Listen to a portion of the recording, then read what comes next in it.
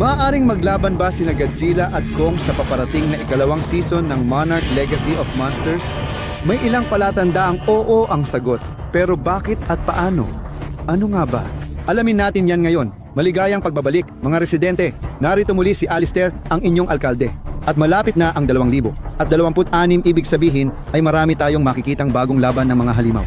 Kasama na rito ang unang trailer ng Godzilla, X-Kong, Supernova, pati na rin ang Monarch Series 2 na inaasahang ilalabas sa mahigit 2 buwan mula ngayon. Malaking bahagi ng season na ito ay nakabase sa Skull Island at sinasabing magiging sentro si Kong sa seryeng ito, habang mas marami tayong malalaman tungkol sa kasaysayan ng Skull Island bago ito lamunin ng bagyo.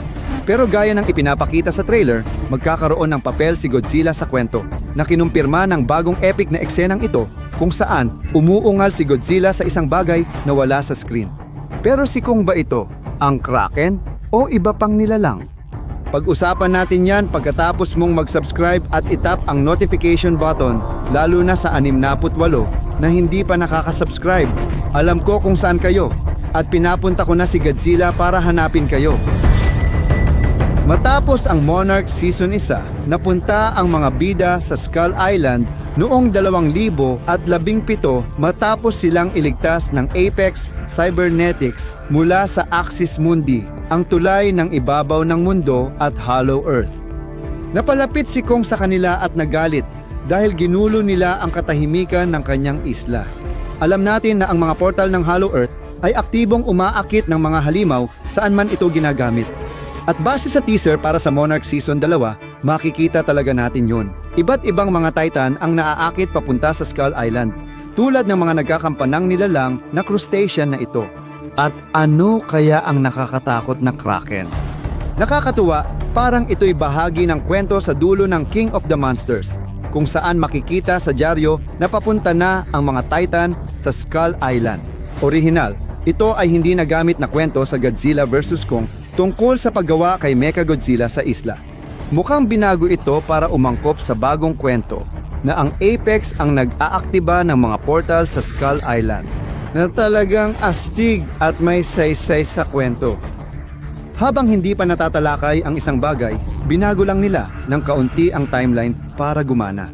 Na nagdala sa atin ngayon sa Monarch, kung saan iba't ibang nilalang ang nagsisilabasan dahil sa mga kaguluhan sa outpost. Tatlong-tatlo at base sa isang kamakailang clip na inilabas ng Apple, ganoon din si Godzilla.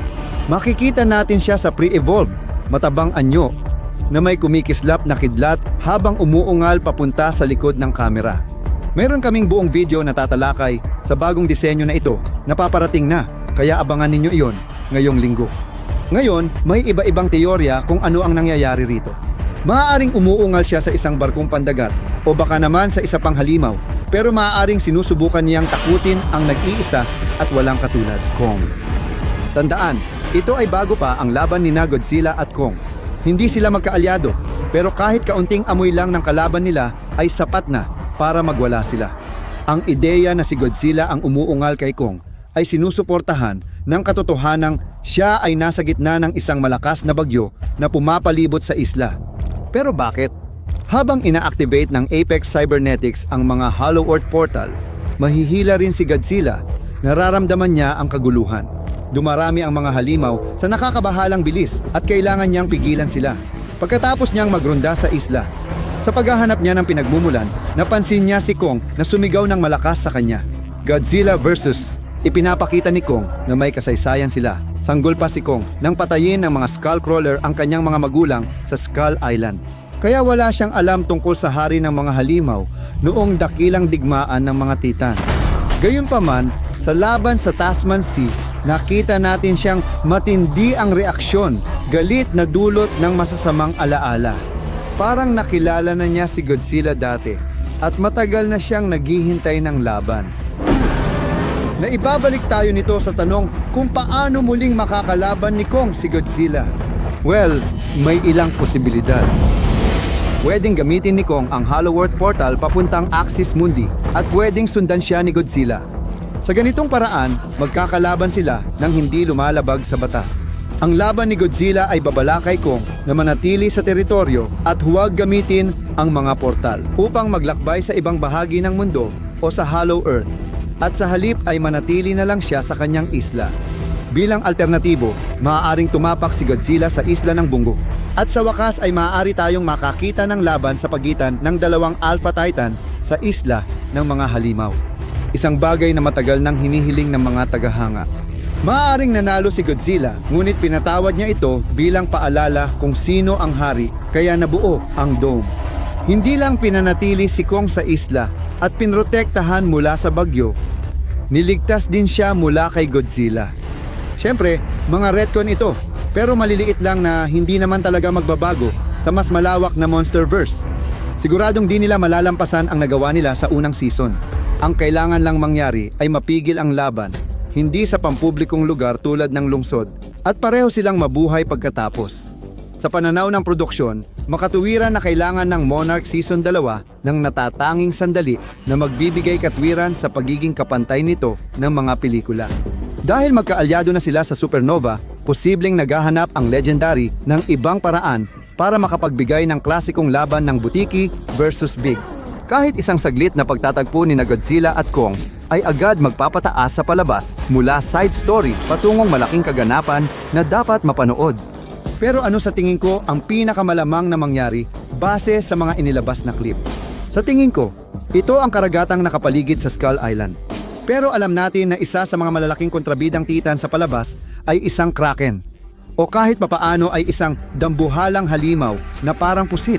Sa tingin ko, si Godzilla ang lalaban sa nilalang sa dulo ng palabas. Dati, napatay ni Kong ang Kraken sa animated na palabas. Ngayon si Godzilla naman ang tatapos. Pagkamatay ng Kraken, maaaring magkatitigan si Godzilla at Kong. At umatungal si Godzilla bilang babala kay Kong na alamin ang kanyang lugar at manatili sa isla. Walang pisikal na interaksyon na mangyayari. Ngunit ang mental na sugat mula sa pagkarinig ng ungol ni Godzilla ay mananatili at dadalhin ito ni Kong sa paglipas ng mga taon. Hanggang muling mag-cruise ang kanilang mga landas sa dagat Tasman. Ang Apex ay nakikialam sa mga bagay na lampas sa kanilang pangunawa, na nagiging parang tradisyon na para sa kanila. Maaaring kailangang ihinto ng mga pangunahing tauhan ang eksperimento para hindi makapasok si Godzilla at magdulot ng gulo kung di nila maisara ang portal. Godzilla dumating sa dalampasigan at nakipaglaban kay Kong.